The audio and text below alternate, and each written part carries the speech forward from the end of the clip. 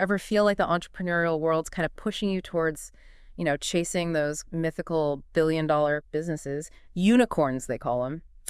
Well, today we're diving into something totally different. We're checking out The Minimalist Entrepreneur by Sahil Lavingia. Yeah, it's really resonating with a lot of people. And we're starting with the introduction because that's where he kind of lays out his own journey. It's like he's setting the stage for a whole new way to think about building a business, right? Yeah. And the thing is, Lavingia's journey, it's not just some abstract idea. This guy's lived it. I mean, he was at Pinterest as their second employee. Can you imagine? Talk about a front row seat to explosive growth. That's got to be a wild ride. Totally. But here's where it gets even more interesting. At 19, he decides to launch his own company, Gumroad. 19. Wow. Okay, so he's got this incredible experience under his belt. He's young, full of ambition, and on top of that, he manages to secure funding from some of the biggest names in Silicon Valley. These are the venture capitalists, the VCs, who everyone's trying to impress. Exactly. So you've got the young, ambitious founder, the backing of Silicon Valley heavy hitters, and a product that actually solves a real problem. Gumroad made it so easy for creators to sell their stuff online, like a digital storefront anyone could set up. So it take off? Did they hit that hockey stick growth everyone's always talking about? Oh, they did. On day one, over 50,000 people visited the site. 50,000. But, and this is important, things didn't exactly go as planned. Yeah, because that rapid growth, that chase for huge valuations, it can sometimes lead you down a difficult path. Exactly. Gumroad kind of hits a plateau. I mean, it's still a successful company, don't get me wrong. Right. But it's not this, billion-dollar behemoth he was picturing. For Lavingia, it meant making some tough decisions. He had to lay off a large part of his team and make a huge shift, both geographically and I think mentally. He basically feels like he's failed, even though the company is still going, which is crazy, right? I can see how that would mess with your head. Right. So get this. He decides to leave Silicon Valley altogether and move to, wait for it, Provo, Utah. Provo, wow, talk about a change of pace. Right. And that's quite a change of scenery. He talks about this stark contrast, right? At Silicon Valley, your net worth is everything. It's practically your identity.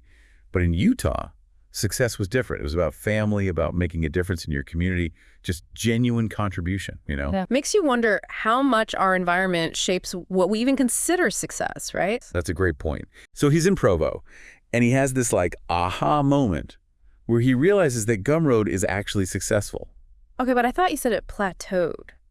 It did, but not in the way he originally defined success. He's helping creators actually make a living, which is the whole point, right? So it's about redefining what success actually means to you, not just buying into the traditional markers of success. Exactly, and that's when he starts to really formulate this idea of the minimalist entrepreneur. Okay, I'm hooked. What happens to Gumroad when he makes this move? Does the company just fizzle out? That's what's so fascinating. Instead of going under, Gumroad actually finds its footing. It becomes this leaner, more sustainable business, and most importantly, it becomes profitable. So even though it's not this massive unicorn everyone expected, it's actually thriving in its own way. Exactly. And it leads right into what Lavingia calls minimalist entrepreneurship. And just to be clear, this isn't about doing the bare minimum, right? No, not at all. It's more about being intentional. It's about creating something that has real value, that can sustain itself, something that's more aligned with his own personal values. And then building a business that reflects those answers, even if it means saying no to certain opportunities or even saying no to investors sometimes. It's about being more deliberate, more intentional about how you build your business. Not just chasing the biggest valuation, but figuring out what success actually means to you.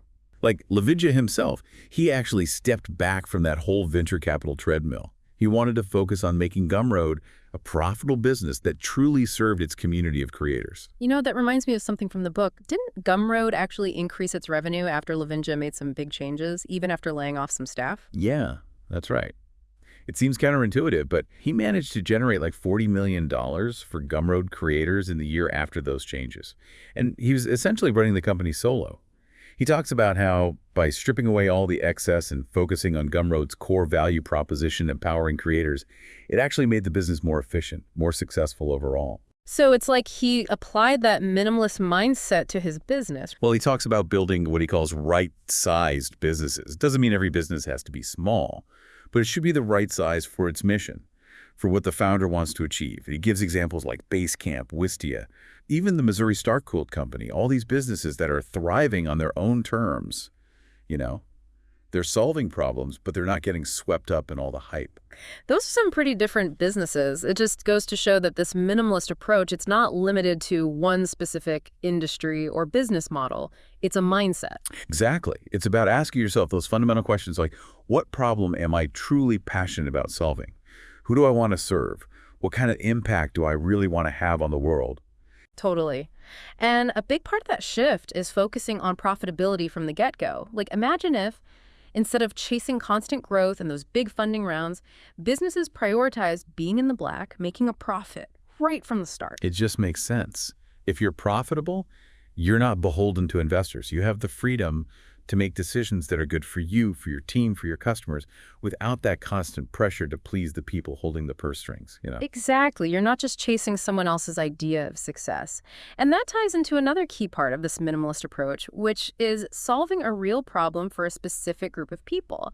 Instead of trying to be everything to everyone, you're laser focused on a specific niche, a community you really understand. And the impact you can have when you're that focused, when you're truly solving a problem for a community you understand, it's so much more meaningful than just trying to appeal to the masses. Absolutely. You're building something with intention, with integrity. Yeah. You're not just chasing the next big headline or trying to impress Silicon Valley. Right. And speaking of intentionality, Lavingia talks a lot about action over endless planning. What was that line? You don't learn, then start. You start, then learn. Such a good reminder.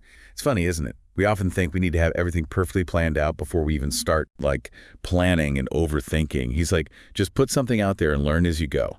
Which is so key because I think, especially for entrepreneurs, you can get stuck in that analysis paralysis. And you know what's interesting about this whole minimalist entrepreneur thing?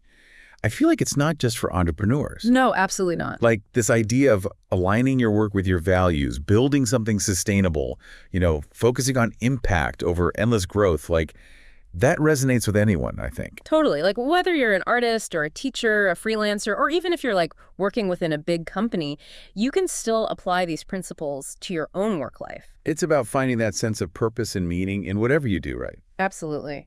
So as we kind of wrap up our deep dive into Sahil Lavingia's The Minimalist Entrepreneur, the question for you listening is this.